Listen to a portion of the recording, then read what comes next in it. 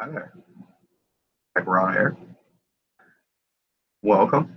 It is November 25th. It's the first Sunday after Thanksgiving here in America. And I don't know about you, but it's, it's been a beautiful week for me.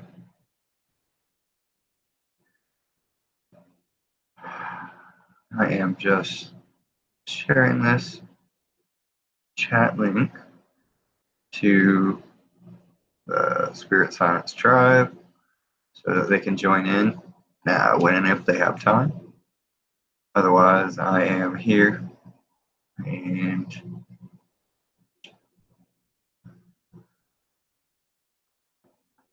just breathing into that feeling. You know, what a beautiful week it's been.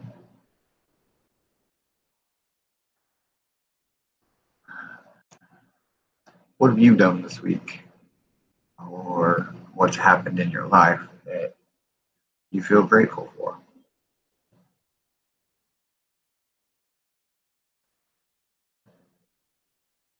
I got to help my mom move yesterday, and honestly, I feel really grateful for that because it feels good to be able to help her. You know, she's done so much for me in my life, and I really don't think that I could have asked for a better mother than who I got lucky enough to be born to. So that's something that I'm deeply grateful for this week is just the opportunity to help someone I really love. And a lot of other people too this week. It's been a fun and exciting week for me. Uh, in fact, one of my Facebook pages has, through all organic posts, reached almost, it was 1.8 thousand people this week and had engagement from over 500 people. So, I mean, that's huge. That's really awesome for a Facebook page that isn't paying for anything, um, and isn't centered around somebody already famous or anything like that. So, I have a lot of gratitude to just all the people that chose to engage and share content this week. Thank you. Um, please keep sharing it. Invite your friends to um, because I'd like to keep making stuff for you. I'm going to either way, but I really like that engagement because it shows me kind of what you like and what direction to kind of point that content creation towards. I'm still going to do my own thing, but it's nice to know what everyone's thinking and feeling.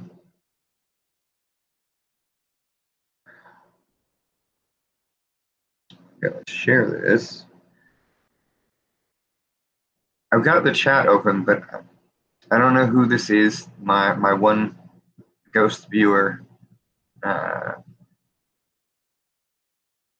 I'd love it if you would comment or maybe just jump on the Facebook page for Psionic Designs, or if you're on my friends list, Joshua Eugene McVeigh, send me a message or email me psionicdesigns@gmail.com. You know, uh, feel free to reach out. You're always there, and you have no idea how much I appreciate that. So thank you.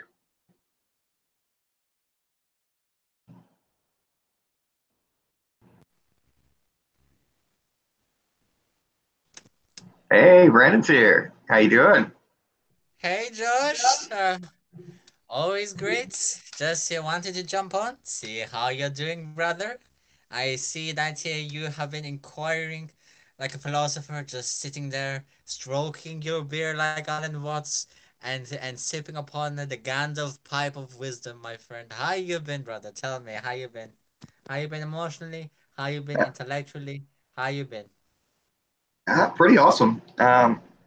It's kind of what I was sharing actually was I was just kind of going over this week and here in the US it was Thanksgiving, and I don't want to get into all the this is celebrating genocide and things like that. But I do like the focus on gratitude that comes with Thanksgiving, and I just wanted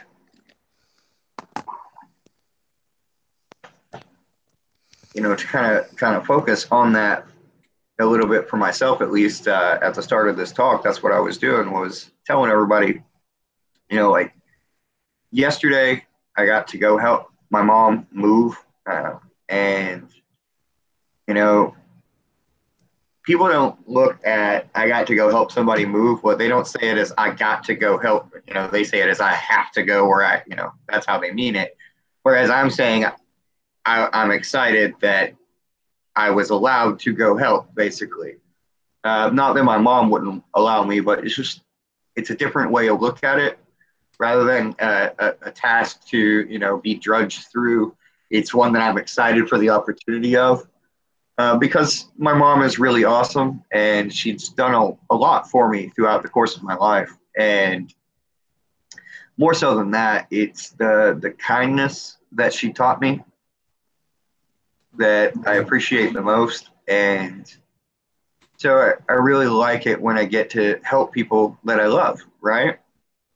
And then I moved on to talking about how one of my Facebook pages, reached through all organic posts, no paid post boosting. I reached almost 2,000 people. It was like 1.8 something thousand, My God! and had like a little over 500 people engage with the post. So that's pretty awesome. I'm pretty happy with that. I'm really grateful for all the people that chose to jump in, and yeah, that's really what I got. That's where I was at when you jumped in. That's all. I am so happy for you. So like that's just mind boggling. Like 500 people, yeah, like that post of yours. Oh my God, thank you to everyone who watches these streams. Thank you. Like you, um, oh, I no words can comprehend the gratitude that my brother here and I have for you coming in and partaking in that knowledge, and for you to sharing it. Thank you, and in the words of my dear brother Josh, thank you. Um, Other than that, I mean, it's been a good week. I started doing the live, videos every day again, uh, thanks to your suggestion. Oh And boy. wait, did I get one done yesterday? I don't know. I think I did a short one yesterday. That was it. Yeah. I was getting ready to leave to go help mom. And then I'm doing this one today, so that counts. But I might still. I was talking about doing an improv story time, so I might do that tonight. That could be Ah, that's fun. amazing. That is But amazing. uh, you know, other than that, You're I'm sure I could think of a million other reasons to be grateful for this week. But you know, oh, there is one very bright and glaring one that I could be thankful for. I got all those lines recorded and got them over to you, so that way we can move to the next step of our cartoon. So I'm very grateful for that, and I'm grateful to you for the opportunity to help co-create a cool little cartoon. That's a lot of fun. I can't wait to do it as well. I have so many things planned, and including our project as well, Josh. And that in always it is in that constant loop of helping people with these cartoons. These cartoons has the each intention of promoting a specific awareness of our subconscious mind. Even as well, I've been talking to Kev, Kev, you must know them, Kev and Michelle, and also Kev and I, we're going to be making a brand new short cartoon animation sketch that it's based upon Thus Spoke Zarathustra. It's a upon a section of that poem. It's going to be a short animation, Josh, and then That'll and be then I cool. would. And then I would love it for you to contribute as well. It's in essence it's me and Kev, and for you to contribute any like extra cartoon and any design, any ideas, because it's literally just that section from that book that we're going to animate, and we're going to turn it into an animation. Because I wanted to animate it to properly depict what Friedrich Nietzsche's character Zarathustra wanted it to promote. It's saying that God is dead. God is dead, and we have killed him. I wanted to promote those words exactly about what he said, and so that's what I'm grateful for as well. I'm grateful for Kevin, and I'm grateful for Kev. I'm grateful for you, brother, that we're beginning this project of ours, and that it's going to be soon be commenced by me, yours truly, and also Kev as well, and also True Living, my family. Without them, they couldn't have ever. I wouldn't have ever have started this. Without their moral support, of course, and also myself, my strength. That I was able to go into the with the fires of my hand and reached into Hades. I yanked my will of fire and I bursted it out into the open world. And with my open eyes of wonder, I give out to the world wonder, and that's the wonder that I seek to protect. And I give thanks to my eternal mother, Mother Gaia, for always being for me, and everything what I'm doing right now is for her. That's awesome. I love it when, just somebody gets on that good vibe and you can just feel it, you know? And it's like, it's like you're surfing right there with them at that point. I think that's when you get people talk about the Maharishi effect a lot. So like when you get a lot of people together, we all have this electromagnetic field that is projected out from our hearts, right? Mm-hmm. And so you get people together in a group, but you realize that we're quantum beings, and so space doesn't really matter. And so like even this video chat itself becomes a form of like quantum tunnel entangling our own heart fields through the electro machines that we're using to connect and communicate through, right? And so in that way, I can still ride that feeling with you. And I think that's kind of why, when people tune into these things, they watch them, they get that feeling is we're literally tapping into those same electromagnetic vibrations, even though we don't see exactly how we're encoding them in the video, right? It's still happening. You know what's funny as well? There was a bit of a short lag in our connection right there, and literally, I have my phone near my tablet. It disrupted the monitor for a second there. It was literally just like a chain reaction there. It was a little bit of a lag, and that energy when it transmuted itself into my monitor, and the monitor literally just turned off for a second. You see what you did right there, Josh? Quantum tunneling. The That's the deal with like the double slit experiment, right? It's the observer affects the observed, right? So as I call our attention to the connection, we start noticing it, and it starts going, "Whoa, you're not supposed to look at this." It's like the wizard in the Wizard of Oz. He's like, "Pay no attention to the man behind the curtain." Oh my god. Well, honestly, Josh, since this live stream is that it's all about gratitude, I just want to give gratitude mostly to my spirit, my spirit, my family, everyone. Cause honestly, me with this fire of mine, it's never allowed me to stop. It just kept on telling me, go, go, go. And with that flame, I have building true living, and I am building a foundation for Mother Gaia. And that everything what I'm doing right now, it is for her. And in essence, since I'm doing it for her, it is for all of us. But I must remember that as well, I must be doing this for myself because yeah, of my observation that I've had around the world and such. Just simply, just infinite gratitude for just for everything. Just is incomprehensible. Just that word, gratitude. I love that. It actually reminds me of I was. It was actually a Sunday afternoon, and I was at the Southern Delta Church of Wicca, and I was talking to my elders, and we were having a conversation around the dinner table, and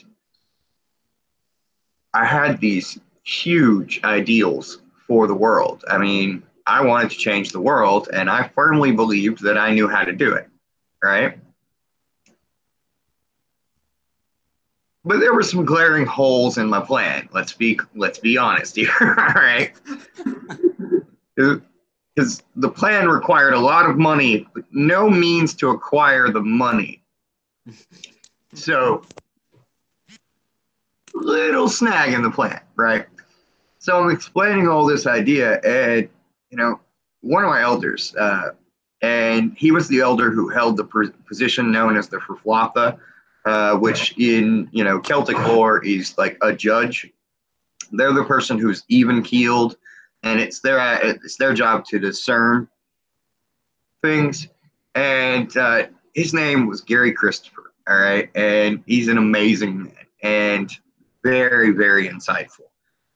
And he looked at me and I finished this big spiel, and he's like, "Well, Josh, that all sounds really nice, Yeah. and it's a lot of fun to dream and imagine and let your head rise into the clouds. But if you don't keep your feet firmly planted on the ground, then you will float away at the first breeze that flies by." And you kind of really hit on that mark there in what you were talking about, where he said, I've got these dreams, but I keep my feet on the ground, and it's like I was like, wow, that reminds me of him telling me that. And I know that's definitely been, an issue that I had was I was not staying very grounded in my visions throughout most of my youth. And I think that's a lot of where my manic phases of going all in and then withdrawing, all in and then withdrawing, and it was just like this perpetual back and forth cycle for me.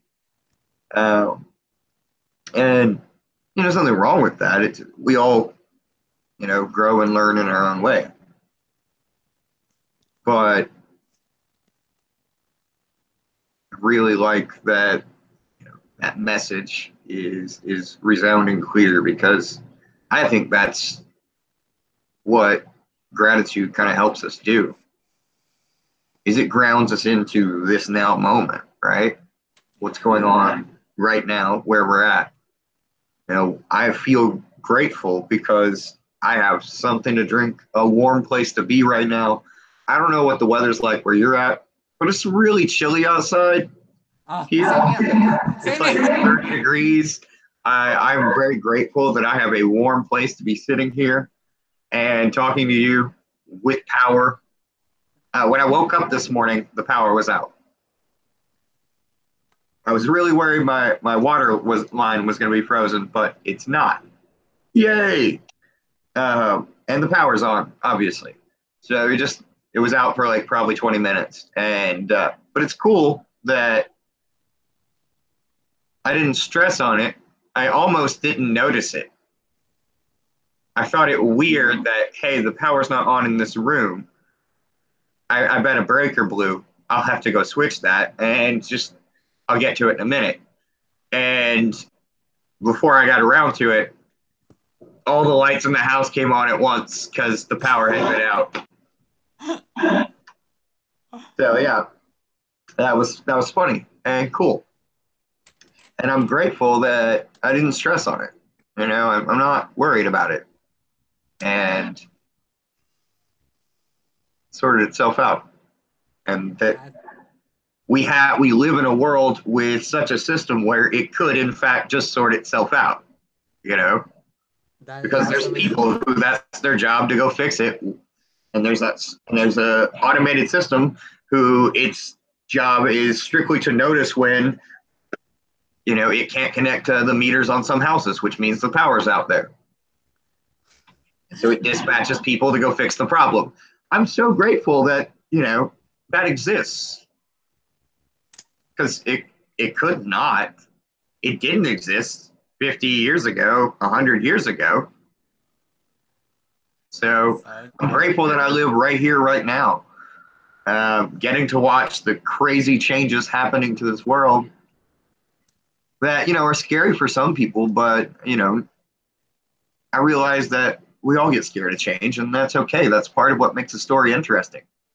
You know, Story's not fun if you know exactly how it's going to turn out. It's fun because you're not sure.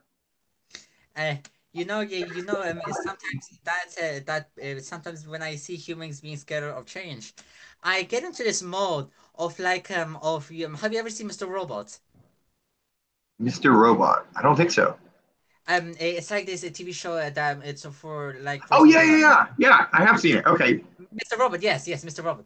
Have you ever seen that scene where his father is telling him that, uh, look at it, nothing's real, where he goes in that town square. Do you remember that episode Yeah. where yeah, yes. Sometimes I feel like that, and just get into this Mr. Robot mode where and I just enter into this monologue with that person, and I tell them that and I go into this rant. It's unexplainable, just this rant, and I keep on, and I go into like sort of a nice blend of nihilism and both of evolution and creation and promoting and wanting you to feel the fire of your spirit, and I end up rambling onto them, and after they end up telling me just, okay, okay, bro, man. Fine, man. Gosh, man. I was like, just calm down, man. I'm just saying. I was like, it's because life is beautiful and you don't have gratitude for it, man. I know that feeling. I know it well. I just get into that mode. But like, just I just want to ask you, so can you send a link to Michelle because we were meant to have a live stream, and that I feel like my computer is still not gonna have the connection. I feel we're gonna have to reschedule our live stream because Is she not on the chat, or is she not on the Hangout, no or the Slack? oh yeah, she's on the Slack. If you can just quickly send her Yes, it's there in the Slack. Just message her, tell her to grab the link in the Slack. It's right there. oh okay, so okay, just let me just quickly message her because I have her on my phone right here. The lady, wait, lady, uh, uh, come join me and Josh on the live stream. Michelle, we are talking about gratitude.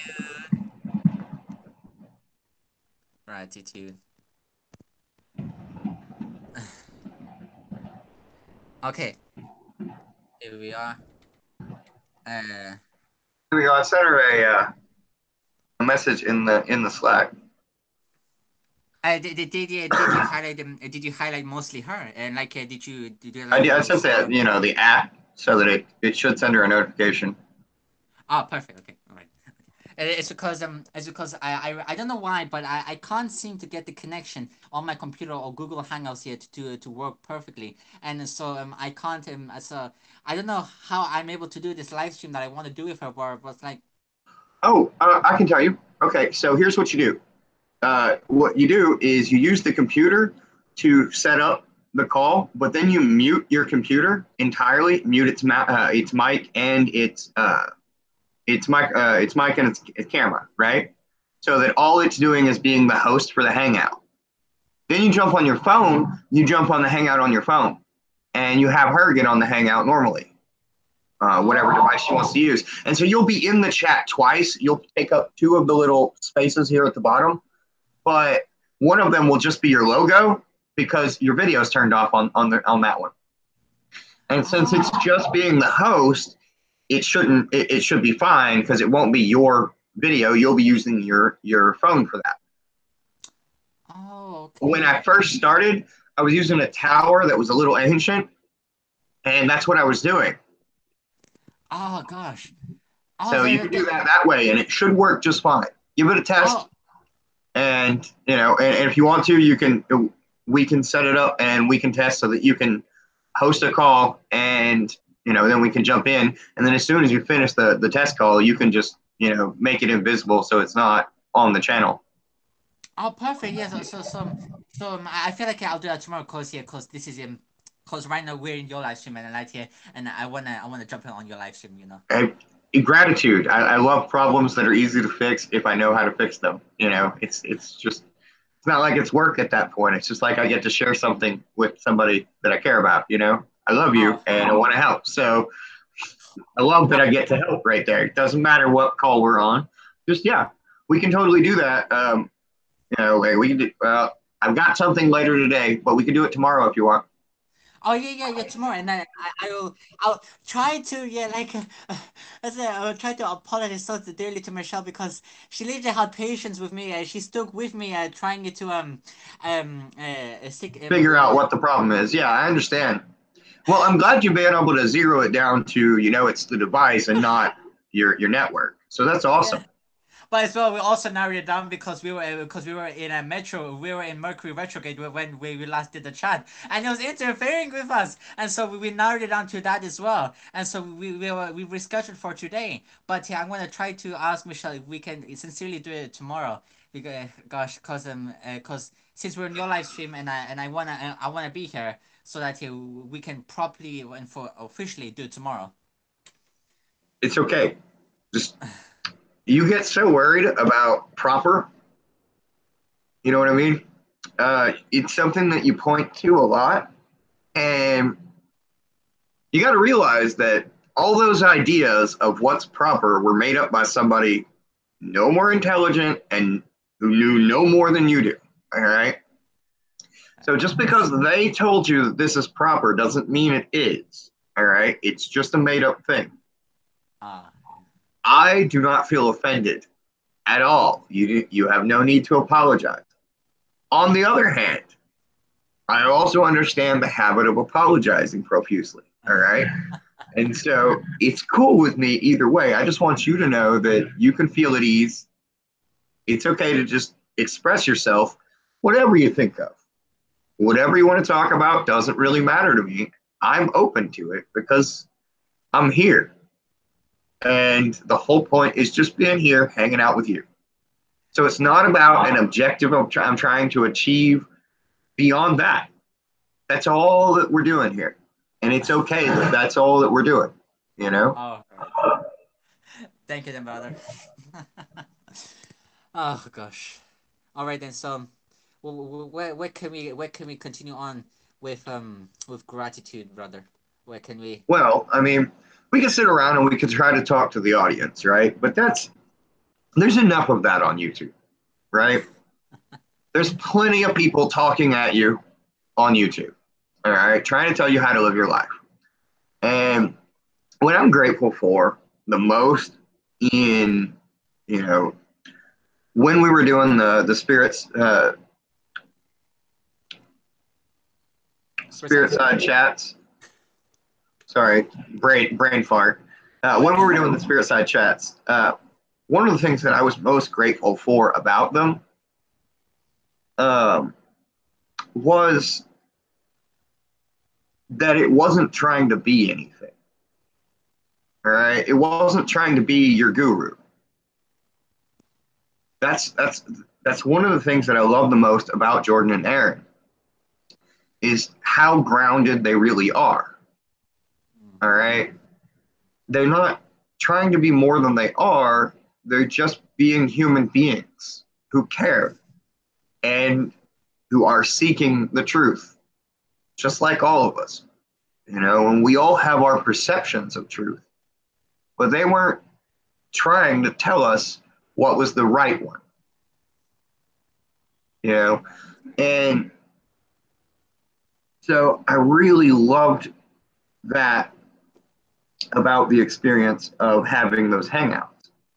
And I think that if I were to say I had an agenda with these hangouts, it would be to be more like that, where it's not about me trying to get a million likes or, a million views, so much as just a little bit of time, an hour a week where I can stop and be authentic with my friends and just check in and talk about what's going on in my life and their lives and having a real conversation and not being afraid to have that conversation where anyone could view it.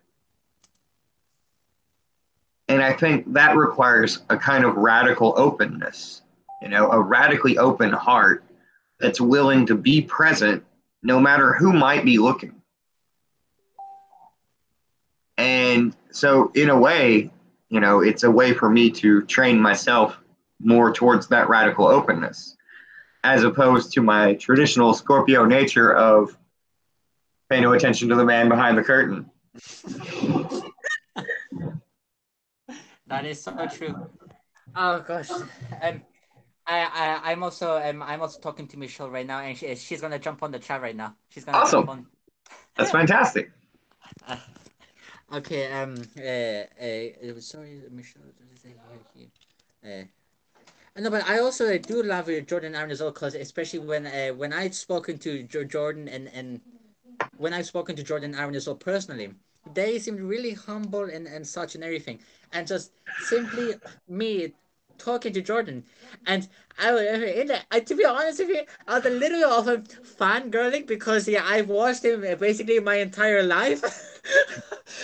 I watched Jordan my entire life, so I had to make sure that remember say, okay, he's just a normal human. I said, don't go crazy. And like if you've seen in my interview with him, I was literally my face was so red, and I was like, hey, hey, Jordan, hey, Jordan, hi, how are you? And so, and so I literally, you can notice on my face on that video, I was fangirling so hard, and my face looked like a cherry tomato, a cherry red tomato. And so I just want to say, like, grateful, like, for him, that he's literally just like a person like me and you, just wanting to just share and discover the reality of nature, and just to heal ourselves, just like to heal ourselves. And also many grateful to Aaron and also Liam as well, and like the both of them, like striving to. They have the same proposition, and Jordan is not some messiah on how people attack him to be. He's not some messiah. It is just simply a group of friends wanting to help, having the same intentions. And what Jordan was, he wasn't the messiah or leader. He was just simply a spark of the idea, and now all of them with the collective build up that idea. And Jordan was just the one that ignited the fire. That was all. He's no any some messiah that a lot of people claim him to be. I think that we run into that in society a lot where, this artist has an idea, right? And the next thing you know, that violates someone's established order, that what they believe to be proper and right. Like, I think it happened to Galileo. He said, hey, the Earth isn't actually the center of the solar system. The sun is, and it's us that's moving around the sun, and that's why we have day and night. And the church killed him, right? So it's anytime somebody is trying to show us a different way to look at something, the herd urge is to rebel against the new idea, and that's one of the de facto, like, easy attacks that people use, especially anytime someone's talking about something spiritual. It's easy to say, well, this person thinks they're God, or this person thinks they're better than you, right? Because that triggers fears. And it's easier to trigger a fear than to get someone to open up in love. Sadly, I think that it could be the other way around. But at least in this society where our news is designed to provoke fear in order to increase sales and engagement, that we're normalized to it. And so it's going to take time to kind of love our way through that. But I think, isn't that the beautiful part? Is that we get to be here this whole time while society is freaking out and say, I love you anyways. It's okay. I understand. I was scared once too. Just breathe. You'll get through this. It's not because it's like we've been conditioned so much and to feel fear. And I can say, okay, we can't trust this because that's not real. We can't trust this because that's not real. And so we don't know what to actually trust. So when a person comes up with their I'm gonna call somebody Nietzsche Superman with their Superman going to to spread a new idea and to fire up a new idea in the collective mindset, people are afraid, saying that, okay, should I trust you? Is this idea going to work for me? Okay, then should I open up my doors and allow this idea to flow in my blood? And if they reject it, that is when you get all of those people, yeah, that they're frightened of that idea, and like Nietzsche, they try to yank that person back into the humanity. That's bad. Follow our ways. And so I feel like that's how it was with Jordan and Aaron, because they people sort of see them as a stereotypical thing of like being a guru, of being one of those fake messiah prophets that only has a messiah complex, but like it's just simply they just want to help. That's all. They just want to help, like me and you, just striving every day for helping. That is all. Well, Jordan Peterson, as much as I might disagree with him, like a lot, uh, he did hit on to something that's it's pretty keen. And his association between people and lobsters isn't as far off base as people might at first think it would be. Because what he's pointing to is the natural predilection of lobsters to form into hierarchies, right? Mm-hmm. And that's something that people do, all right? Is that they categorize things in hierarchies. Better than me, worse than me. They see themselves in the middle, all right, typically. And there's always someone that's better than them that they're trying to outdo. And then there's the people worse than them. And so with a classification system in your internalized in your head like that, I think it's pretty natural to try to character assassinate anyone that's perceived as better than you. And that just comes back to their fear is triggered that they're not good enough. Oh, And because this person represents an idea that they somehow see as better than them at that point. And so they pass judgment on this person because this person has to be messed up too, and maybe they'll be worse than me. And they cling to that idea. But it's a defense mechanism. It's something to be feared, and it's something that not to pity them, it's to empathize with, because you're a human and you've had it too, right? yeah, I have. It's been and it was before that was at that point where yeah I forgot what was that term that Plato used in the Republic.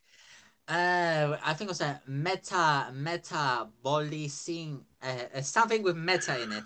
It is to break down something into its core factors. So, like we said in the previous stream, it is about when you say I hate life, that is completely false statement. It's shielded by a label, but it hides the underlying truth on what you feel. You say is actually you hate society and what type of life society has made you create for yourself and what society is in general.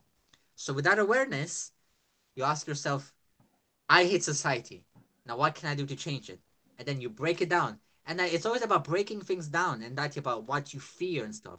So, with hierarchies, such as what we're talking about right now, Josh, with hierarchies, it's all about just breaking it down. Okay, this man in a suit, he calls himself a lawyer. He is not different than me, than just a man. I see him intimidating because he wears a suit. If I had to break him down, he is just an old man, has a home, has a family. He's not to be feared. He's not to be scared. And if you keep on going up the chain of command, you will realize that we're just humans and that we have selected who to lead us and who to direct us. And I might be end up going into a tangent where I might end up calling people now people sheeple now. Where I might end up calling people sheeple, and and um and it's just that. And at those points when people tell me that, like at that scene of Mr. Robot, I sometimes want to just grab them and say, "And you're real? Look around you. A world built on fantasy, a propaganda war, foods with GMOs. You call yourself real? I am no less real yet than the fat GMO burger that you have every single day in your life, my friend. And I am no less real than your own subconscious mind. And and so the negative feelings that you're feeling are with like it or not, my friend. And so you better. Yeah, sometimes when I'm in that state here, I sometimes wanted to make them just have that realization of it. But of course, it that's bad on my end as well. I shouldn't be doing it like that. And it's like to have that realization of like you better stop, look at yourself, and just simply ask yourself, who are you? Where are you at, my friend? You know. I uh, I like the rant. I do. I There are some points in there where I would go, you know, is this not still judging at that point? It's like we're all sheeple, right? Even me, I'm sheeple as well. We are, and that's kind of the thing. But you really touched a really strong point there, where you were talking about, you have this lawyer, and then you have the judge, and going up this hierarchy. It's that same idea, and we elect these people to lead us, and there's this kind of cognitive dissonance that goes on where we forget the fact that they're just people just like us. So they really know no more about being a leader than we do, except that we gave them that title. And so they've decided, well, I have this job, I must be good at it. No real evidence to show that they're good at it. They just, believe in themselves because they're in the position to some extent or another, and that's kind of the deal with every position in society. Which, just brings me back to that Steve Jobs quote that I love. The Everything you look around you and everything you see in society was created by someone no more intelligent than you. Oh, Arthur Stroh-Peer, teacher of Friedrich Nietzsche. There are three truths in the world. And there are three ways that truth goes through. Number one, it is ridiculed. Number two, it is violently opposed. Number three, it becomes self-evident. So, like every single truth that here, every single being comes into play, and they bring it and they bring their own truth.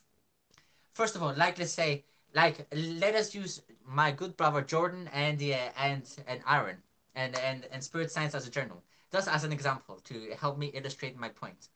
Okay, Mm-hmm. now my philosophical mind has turned on now because I was too much distracted by the computer now.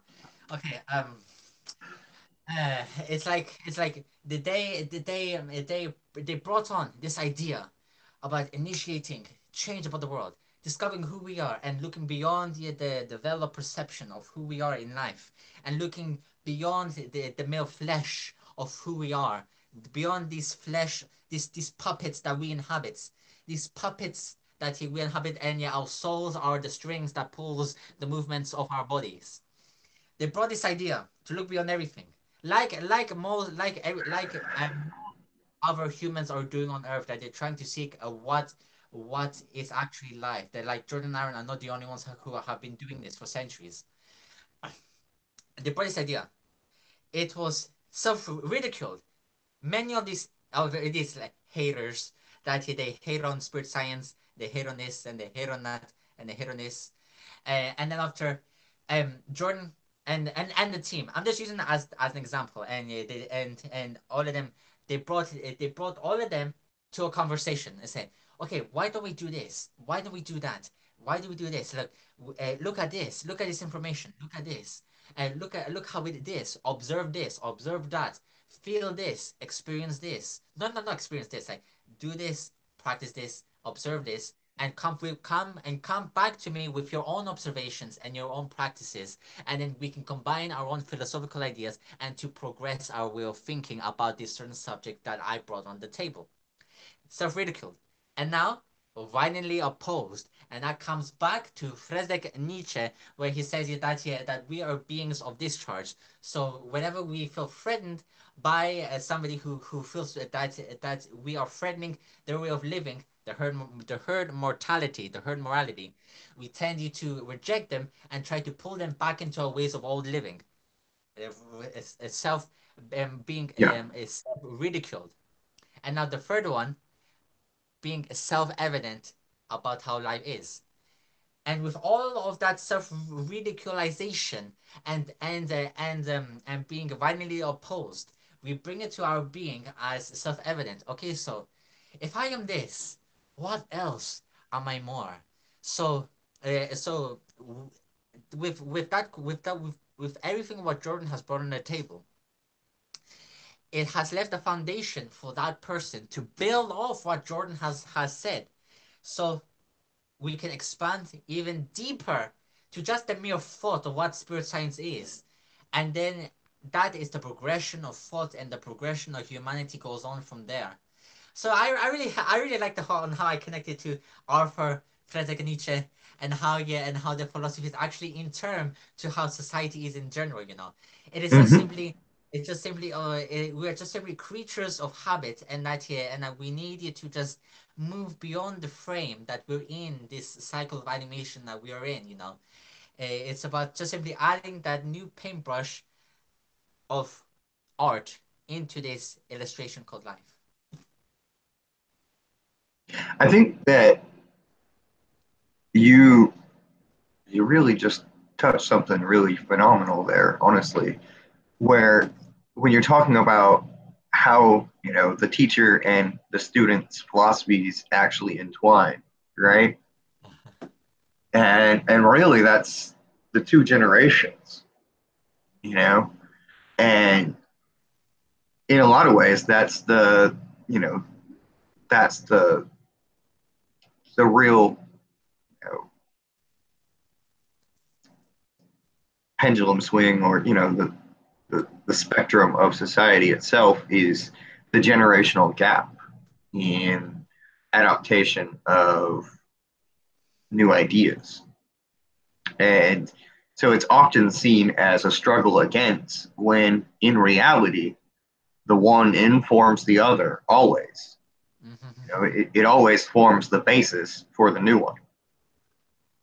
And so that they're always inextricably, linked as two halves of a whole, like a yin and a yang. Oh my god, exactly how Beyond Good and Evil. I was reading this last night. Um, in Beyond Good and Evil, Friedrich Nietzsche, 20. Even if um, even if our two ideas in philosophies are different, they stem from the same root, and that same root is questioning life. So we cannot simply reject each other's ideas, or we will fall into a nihilistic world. We must simply combine our ideas and to simply evolve from there. Like it's somewhere in those lines like that. Um, oh, just wait a second. I actually have the book here. Yeah, go for Let it. me just where's the book, man? Oh,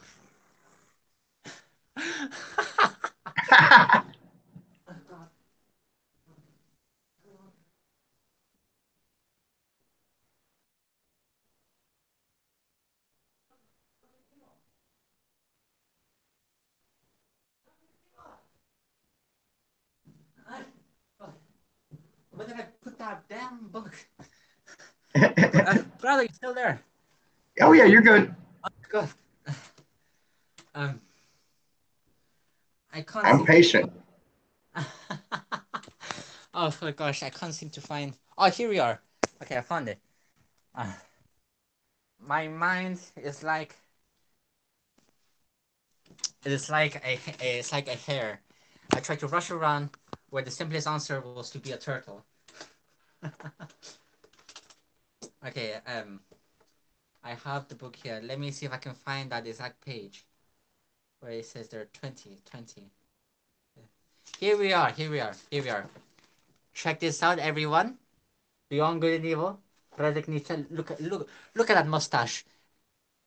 It's, look at that mustache, Josh. Will you ever grow a mustache like Nietzsche, Joshua? I mean, it's pretty big. I don't know.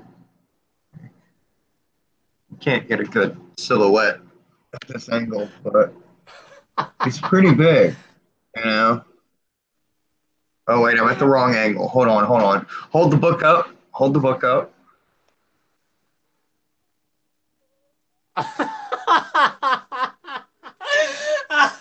There's an uncanny Oh, wait. resemblance. There we go. There we go. Or I'm holding it's the wrong hand. It's supposed to be on the back side. There we go. Now I got it. Yeah. All right. It's an uncanny resemblance. Uncanny resemblance, everyone. There you go, right there, everyone. Nietzsche in living being, right here, everyone. All right. Um. Oh man, that's a weird baby. Alan Watson Nietzsche. Oh my God. Ta-da! Oh my God. Um. Oh gosh. But like, okay, 20. Beyond Good and Evil. Friedrich Nietzsche. What we've been talking about right now, this stems about exactly on point. That the separate philosophical ideas are not anything optional or autonomously evolving, but grow up in connection and relationship with each other. That, however suddenly and arbitrarily they seem to appear in the history of thought, they nevertheless belong as much to a system as the collective members of a fauna of a Constantina is betrayed in the end by the circumstance how unfailingly the most diverse philosophers always fill in again a definite fundamental scheme of possible philosophies under an invisible spell. They always revolve once more in the same orbit, however independent of each other. They may feel themselves with their critical or systematic wills. Something within them leads them, something impels them in the finite order, the one after the other, to wit the innate mythological and relationship of their ideas. Their thinking is, in fact, far less a discovery than a recognizing, a remembering, a return, a homecoming to a far off, ancient, and common household of the soul, out of which those ideas formerly grew. Philosophizing is so far a kind of atavasium of of highest order. The wonderful family resemblance of all Indian, Greek, and German philosophizing is easily enough explained. In fact, where there is an affinity of language owing to the common philosophy of grammar, I mean owing to the unconscious domination and guidance of similar grammatical functions, it cannot be that everything is prepared at the outside of a similar development and succession of philosophical systems, just as the way seems buried against certain other possibilities of world interpretations. It is highly probable that philosophers within the domain of Ural Atlantic languages, where the conception of the subject is least developed, look otherwise into the world and will be found on the paths of thought, different from those of the Indo-Germans and Musulmanes. The spell of certain grammatical functions is ultimately the spell of physiological valuations and racial conditions. So much by the way of rejecting Losch's superficiality with regard to the origin of ideas.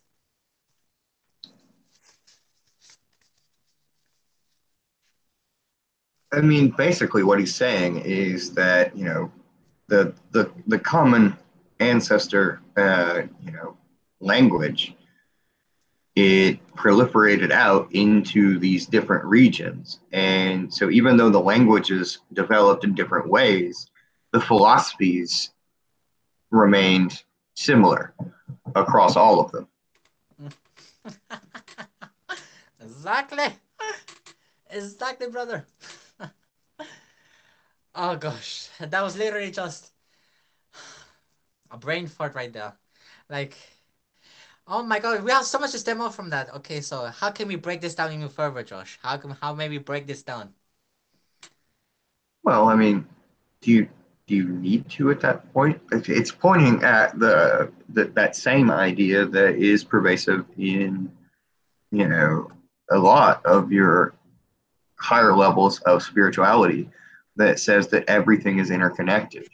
It all springs from the same source, and I think that uh, what Nietzsche was trying to point at there was that it didn't matter what race you were.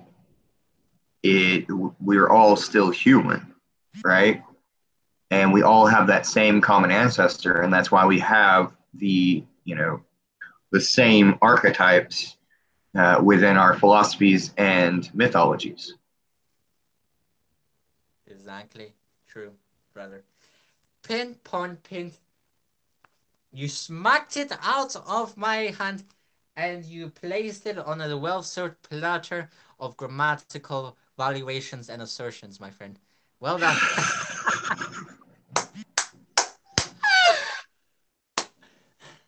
Alrighty. Oh, I think Michelle's gonna wanting to jump on here. Uh, Michelle, jump on! Michelle, if you're watching, jump on! We want you here!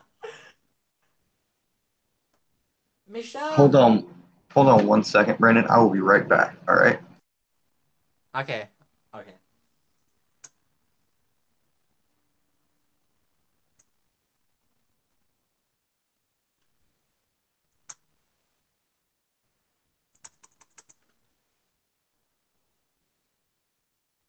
Hello, everyone. Well, this is just a hangout live stream, so hold space for us, everyone.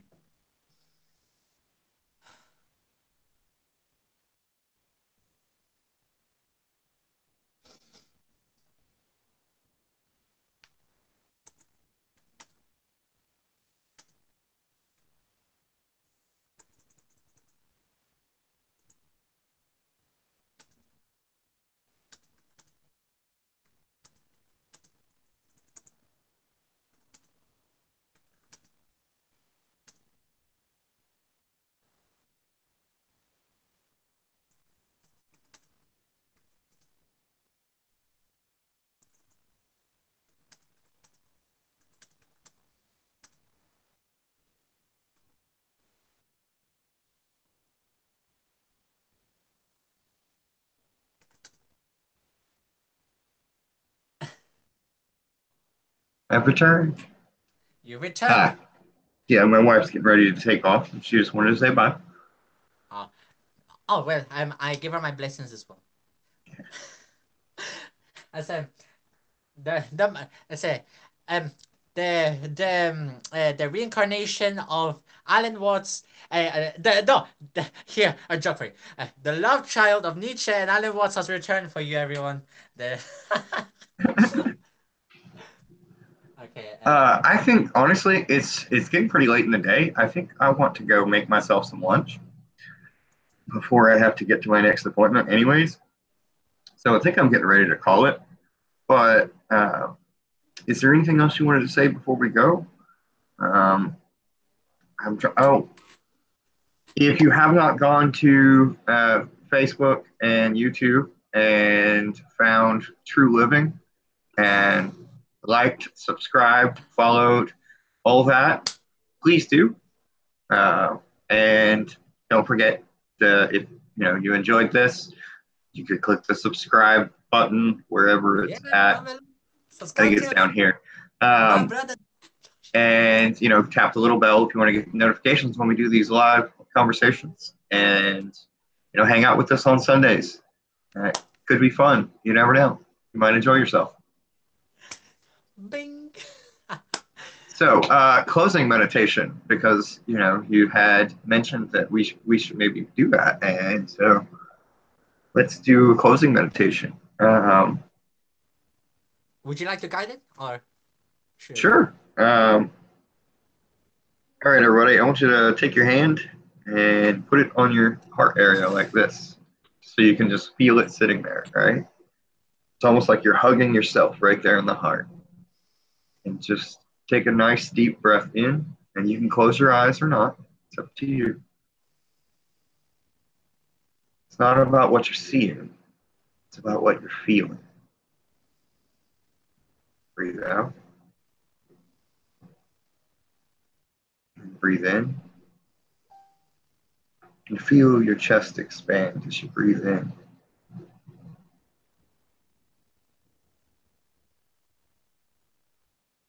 And as you breathe out, feel your shoulders relax, tension melting off your body.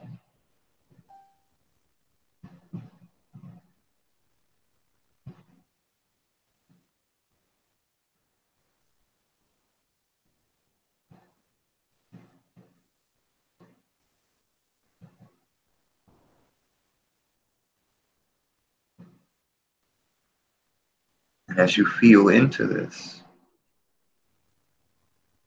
notice your feet feeling more planted into the floor.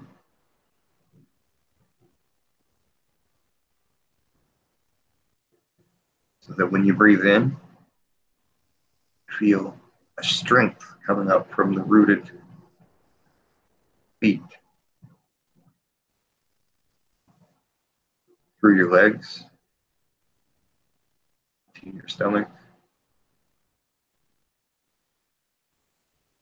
up to your hands, in your chest. And as you breathe out, feel your head just rise a little bit. The corners of your mouth curl into a smile as you bloom up and out.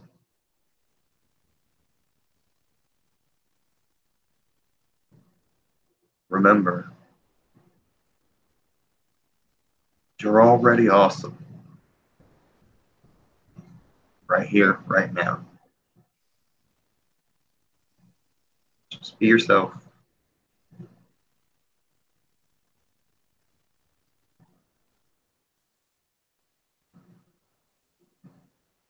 What you are is love.